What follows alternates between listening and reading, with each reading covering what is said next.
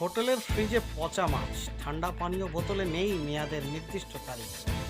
বাজেয়াপ্ত করা হলো ঠান্ডা পানীয়, সেই সাথে ফ্রিজ থেকে উদ্ধার হওয়া পচা মাছ বাজেয়াপ্ত করে নিয়ে গেল আধিকারিকরা।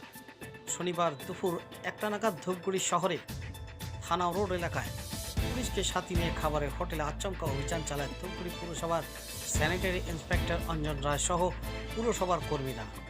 এদিন কয়েকটি হোটেলের রান্নাঘর থেকে শুরু করে খাবারের জায়গা, এমনকি খাবারের গুণগত মান সমস্ত কিছু খতিয়ে দেখেন আধিকারিকরা। অভিযানে গিয়ে আধিকারিকদের নজরে আসে একটি দোকানে বিক্রি করা হচ্ছে মেয়াদের তারিখ ছাড়া ঠান্ডা পানীয়।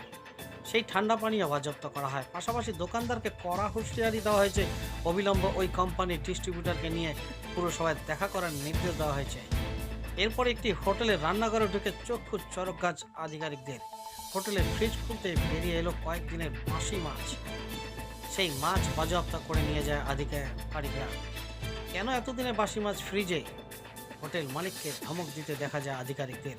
তবে একাধিকবার অভিযান চালালেও কেন এক শ্রেণী ব্যবসায়ী এখনও সতর্ক হচ্ছে না, সে নিয়েও উঠছে প্রশ্ন।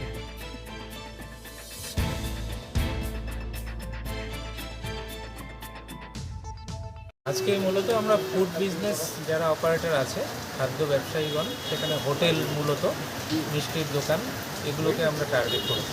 কি পাওয়া গেল? আমরা তো হোটেলে এসে আমরা এখানে যা দেখলাম, একটা রেপুটেড হোটেল, সেখানে আমরা দেখতে পেলাম যে ফ্রিজ খুলেই কিছু বাসি পচা মাছ, সেগুলোকে আমরা বাজেয়াপ্ত করেছি। আর কোথায় কোথায় কী কী পেলেন? ওয়েদার তো ভীষণই খারাপ, আমরা জাস্ট বেরিয়েছি, এখনও সেইভাবে অন্যান্য দিকগুলো যাওয়া হয়নি। আমরা রাস্তায় আরেকটা এমনি দোকান পেয়েছিলাম আর কি, সেখানে আমরা কিছু সফট ড্রিঙ্কস সিজ করেছি। এদের বিরুদ্ধে কী ব্যবস্থা নেওয়া হবে? সব এর বিরুদ্ধে যা আইনানুগ আছে, food safety standards acts and rule অনুযায়ী। এর আগের দিন তো বেকারি আইটেমসের ওপরে আপনারা রেট করেছিলেন, আজকে ফুড আইটেমসের উপরে।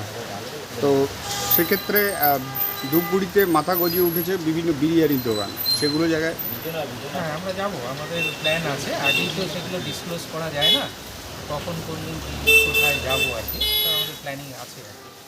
আমরা কিন্তু তাৎক্ষণিকভাবে